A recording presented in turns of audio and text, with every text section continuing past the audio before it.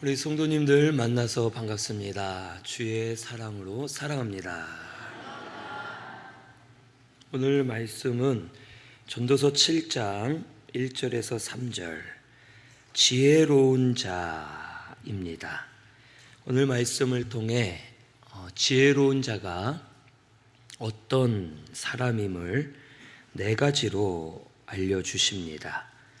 이 첫째는 인격을 만드는 자가 지혜로운 자라고 알려주십니다. 여기 1절 상반절에 보면 좋은 이름이 좋은 기름보다 낫고 라고 말합니다. 이 좋은 이름이란 이 뜻은 좋은 인격을 말합니다. 우리나라 그 예전 드라마에 보면 그 아들과 딸이라는 드라마, 이거 아시는 분은 나이가 있는 거죠. 네. 거기에 보면 그 딸을 하도 많이 낳아서 마지막 딸의 이름을 종마리로 이름을 붙였습니다. 그런데 실제로 우리나라에 우리 어른들이 이름을 그렇게 막 지으실 때가 있었죠. 근데 그것은 사실 올바르지 않습니다. 성경에서는 이름이 그 사람의 인생이고 그 사람의 인격임을 가르쳐 줍니다. 그래서 여기 좋은 이름이란 것은 좋은 인격을 말하고, 좋은 기름은 세상의 것, 눈에 보이는 것들이 좋은 기름입니다. 즉, 이 세상에 있는 좋은 것을 얻으려고 힘쓰기보다 먼저 자기의 좋은 인격을 만들어 가야 된다라는 것을 가르쳐 줍니다. 그리고 오늘날 우리 믿는 사람들에겐 좋은 인격이란 신앙 인격을 말합니다. 신앙 인격은 우리의 인격, 우리의 마음과 생각, 이 모든 것을 믿음의 기준을 둘 때 신앙 인격이 되는 겁니다. 그래서 학생들은 공부를 똑같이 해도 내가 잘 되기 위해서, 내가 돈 많이 벌고 유명해지려고 공부하는 것이 아니라 내가 어떻게 하면 주를 위해 쓰임 받을까, 주를 위해 공부할 때 신앙 인격도 같이 만들어지는 겁니다. 우리가 일할 때에도 돈 많이 벌어서 좋은 것 가지고 세상 것을 얻자 하는 목표가 아니라 내가 주를 위해 일하고 하나님의 영광을 드러내자 하고 일할 때 똑같이 일을 하지만 그 사람에게는 신앙 인격이 만들어지는 겁니다. 그래서 교회 생활을 오래 했어도 신앙 인격이 안 만들어진 사람들이 많이 있고, 반대로는 교회 생활이 얼마 안 됐어도 신앙 인격이 잘 만들어져서 영으로 자라나는 그런 성도들이 있음을 우리는 알아야 됩니다. 베드로전서 3장 3절에서 4절에도 겉모습을 단장하지 말고 너희의 속사람을 단장하라 라고 말씀해 주십니다. 그러므로 우리 신순교회는 속사람, 우리의 신앙 인격을 만들어가고 그것이 먼저이고 그것이 중요한 것임을 깨달아서 신앙 인격을 잘 만들어가는 우리 신순교회 성도님들이 되시기를 바랍니다. 이것이 지혜로운 자입니다. 세상 것은 언젠가는 없어지고 헛됩니다. 세상 것은 쌓아봤자 나에게 잠깐 즐거움을 주지만 나를 자라나게 하거나 만들어주지는 못합니다. 신앙 인격이 만들어져야 깨닫는 바가 있고 하나님을 알고 믿음으로 견고히 서서 어디서든 무엇이든 할 수 있는 자가 됩니다. 우리 신승교회 모든 분들이 신앙 인격을 잘 만들어가는 우리 모든 분들 되시기를 바랍니다. 둘째로 지혜로운 자는 천국 소망을 가진 자입니다. 여기 1절 하반절에 죽는 날이 출생하는 날보다 낫다라고 말씀해 주십니다. 이 말은 죽기를 원하라는 뜻은 아닙니다.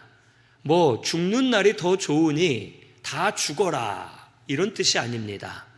우리가 살고 죽는 것은 하나님께 있기 때문에 우리는 하나님께 맡기고 살되 출생하는 날보다 죽는 날이 우리에게는 더 유익이 됨을 알려주시는 겁니다. 출생을 하면 기뻐하죠. 우리 아기들이 태어나면 기쁩니다. 그런데 우리 부모님들은 아기들이 태어나는 동시에 뭘 가집니까? 근심, 걱정이 오죠. 이 아이를 어떻게 남들보다 뛰어나게 기를까? 어떻게 하면 이 아이가 잘 될까? 어떻게 하면 사람들보다 존귀해질까? 이 아이들이 뭘 먹고 살까? 앞으로 어떻게 배울까? 어떻게 자랄까? 많이들 힘씁니다. 힘쓰는 그 부모의 마음에는 근심 걱정이 있기 때문이죠. 근심 걱정 아무것도 없이 네가 알아서 잘 자라라 하고 내버려 두는 부모는 없을 겁니다. 즉 출생은 기쁜 일이지만 이 세상의 고통, 무거운 짐 이러한 것들을 지기 시작하는 시작이 되는 겁니다. 그래서 출생하는 것은 우리가 배울 바가 크게 많지 않지만 죽는 날은 우리가 배울 것이 더 많다라는 것을 우리에게 가르쳐 주는 겁니다.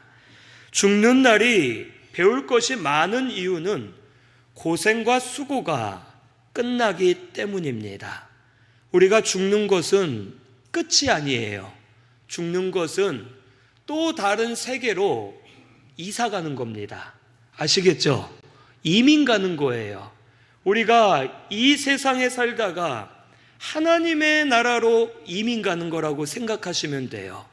죽는 것은 영과 육이 갈라지는 것을 말합니다. 하지만 예수님 믿은 거듭난 영은 죽지 않아요. 그리고 이 육을 벗었기 때문에 고생과 수고가 끝나고 더 은혜를 누리면서 살 수가 있는 겁니다. 결국 우리가 이 세상 사는 것은 이 육체 때문에 고통을 당하죠. 육신의 욕심 때문에 많이 얻고자 잘 되고자 하고 육신 때문에 피곤하고 다치면 아프고 배고프고 남들과 싸우고 미워하고 다투게 되는 겁니다. 이 육신을 벗으면 이 모든 것이 사라지는 거예요. 죄가 없어지기 때문에 모든 것이 사라지게 됩니다. 그리고 죽는 날에는 자기의 과거를 돌아보며 하나님께 자신을 맡기고 믿음으로 생을 마감할 수가 있는 겁니다. 그래서 우리 믿는 사람은 죽는 날이 더 배울 것이 많고 유익된 날이다 라는 것을 알아야 됩니다. 그러면서 동시에 우리에게는 소망이 있기 때문에 죽는 날이 더 좋은 날입니다. 예수님을 모르는 사람들은 앞으로 어떻게 될지 알 수가 없습니다. 석가모니도 사실 내세를 알고 싶어서 고행을 시작한 겁니다. 고행을 시작하며 세상을 초월하기를 바랬지만 되지가 않는 거예요. 많은 고행을 했어도 내세에 대해서 알 수가 없고 앞이 두려웠기 때문에 그가 고행을 하다가 멈추고 만들어낸 이론이 윤회설이나 여러 가지 이론들을 만들고 죽은 겁니다. 결국 예수님을 모르는 사람들은 죽음 이후의 세계를 알 수가 없기 때문에 두렵고 죽는 날을 싫어합니다. 하지만 믿는 우리는 천국 소망이 있습니다. 천국은 반드시 있습니다. 믿으십니까? 우리는 천국을 믿어야 됩니다. 그 천국이 믿는 우리에게는 기다리고 있습니다. 예수님 오실 날 우리 부활할 겁니다. 우리의 이 죄로 더러워진 몸을 벗는 것이 죽음입니다.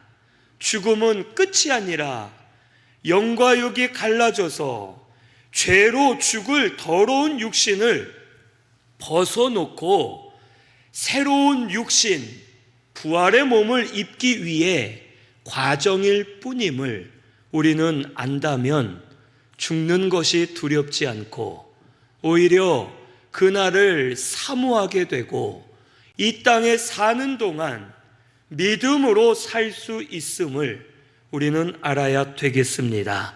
우리 신승교회 성도님들은 천국 소망 가지시기를 바랍니다. 우리 죽으면 끝이 아닙니다.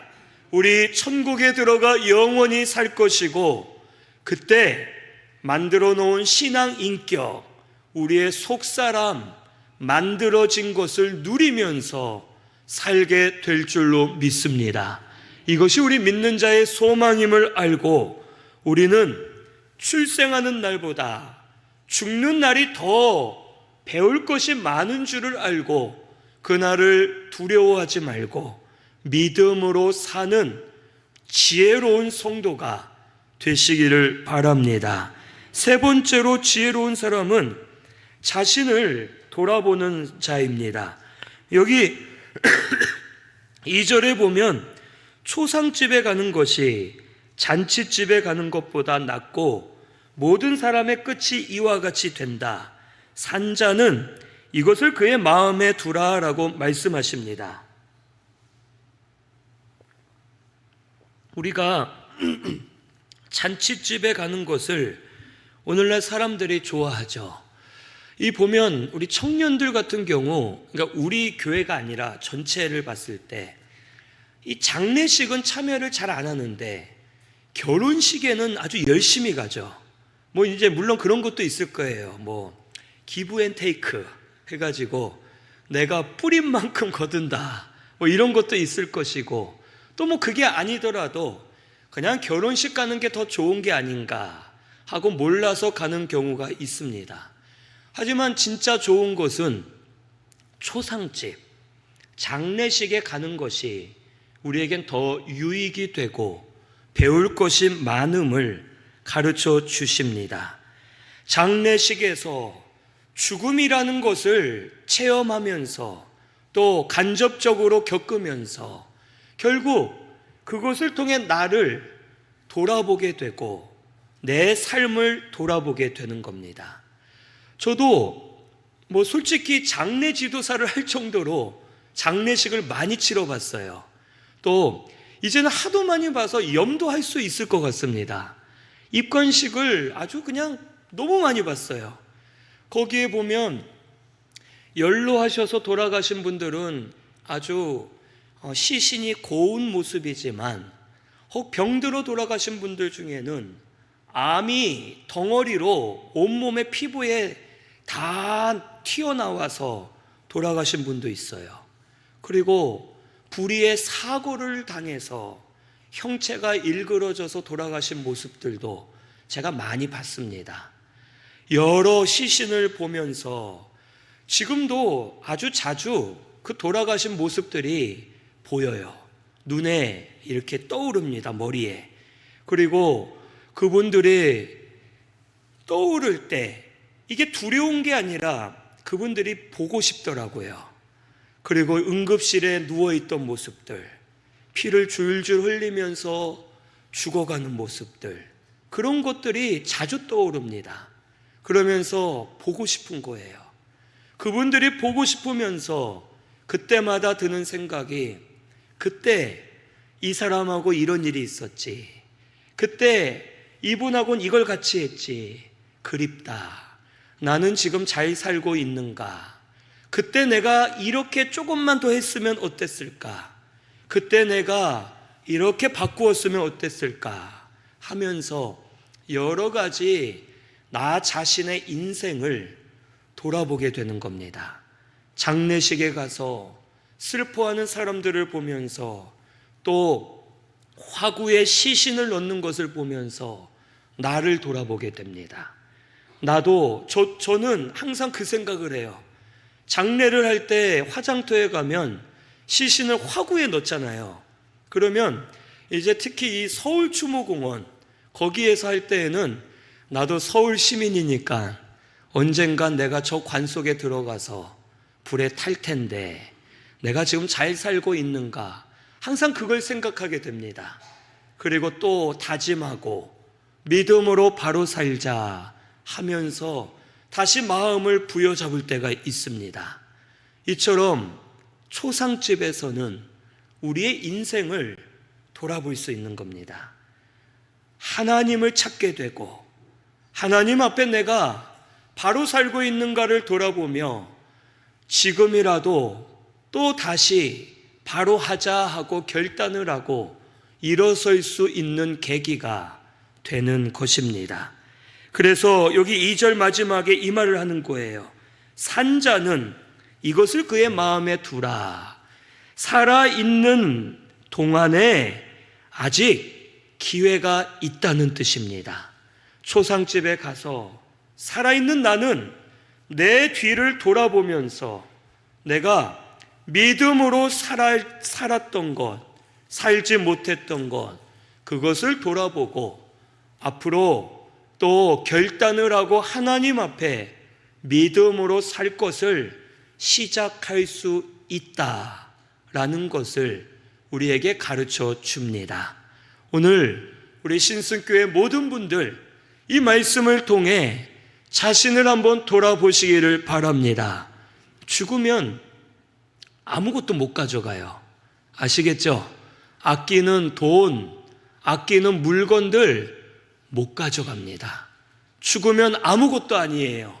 내가 토익 점수가 몇 점이든 상관없어요. 죽으면 내가 예뻤던 못생겼던 상관이 없습니다. 죽으면 다 끝입니다. 하지만 죽음 이후에 하나님이 우리에게 만들어 놓으신 집이 있습니다.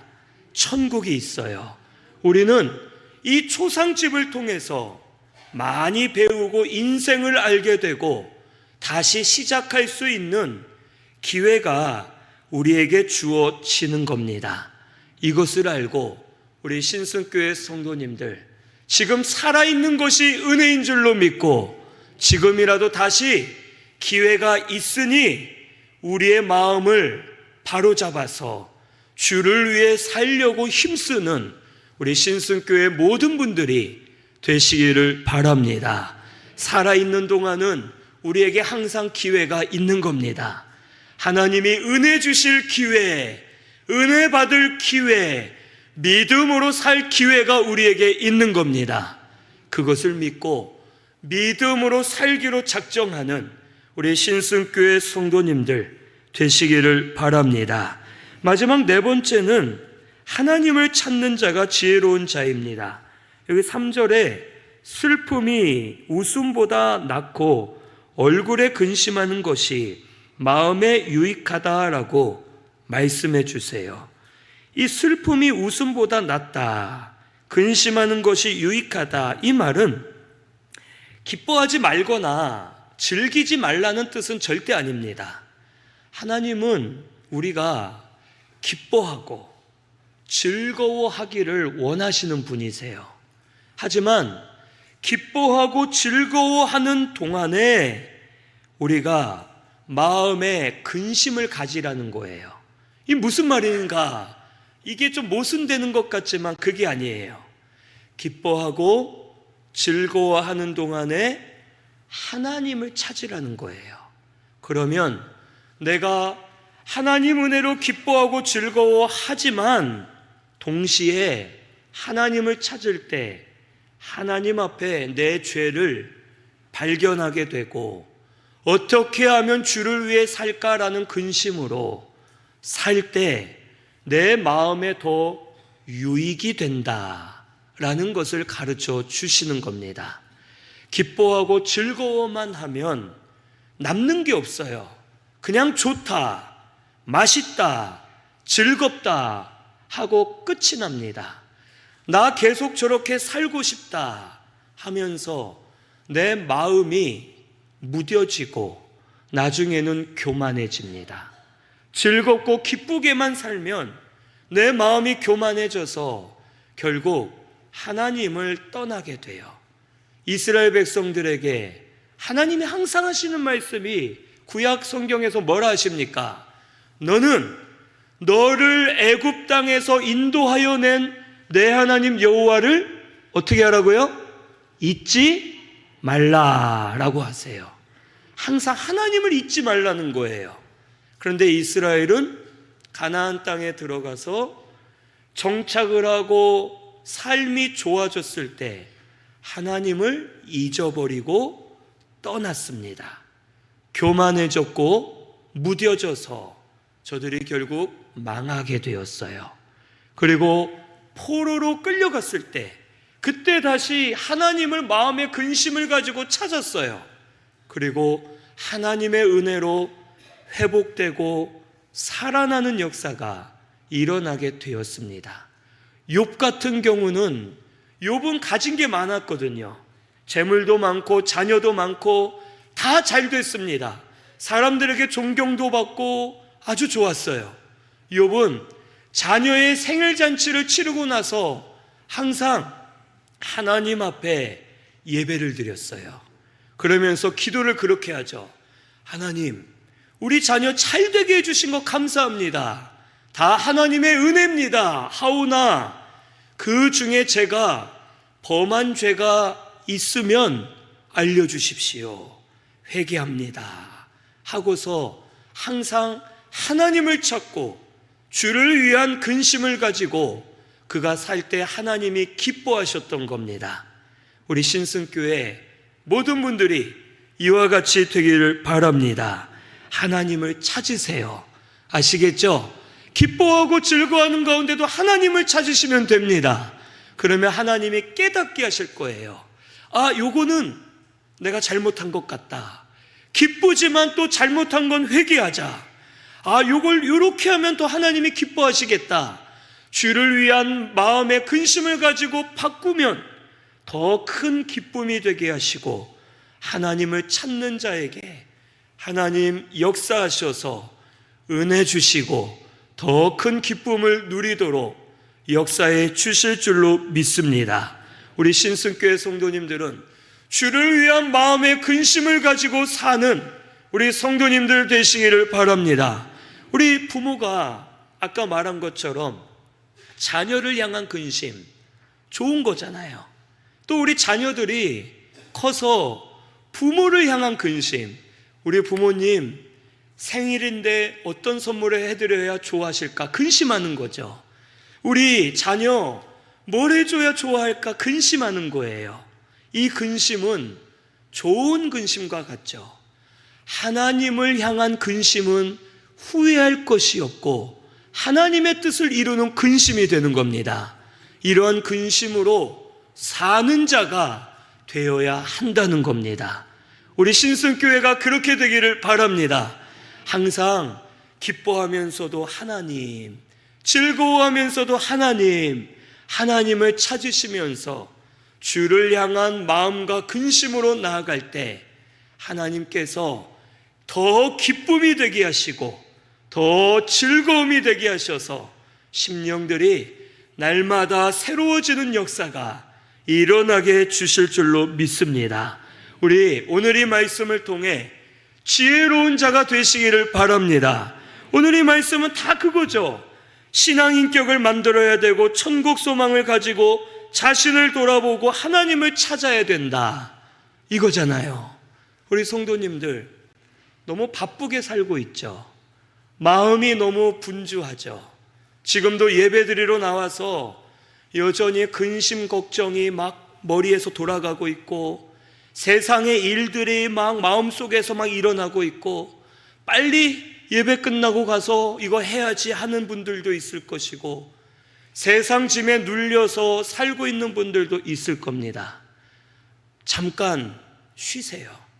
잠깐 마음을 내려놓고 우리에게 중요한 것은 신앙 인격을 만드는 것, 우리의 속사람을 만들어가는 것, 그것이 중요함을 깨닫고 하나님을 찾으면서 우리 소망을 가지고 자신을 돌아보며 다시 또 시작하는 우리 성도님들 되시기를 바랍니다. 살아있는 지금 우리에게 기회가 있습니다.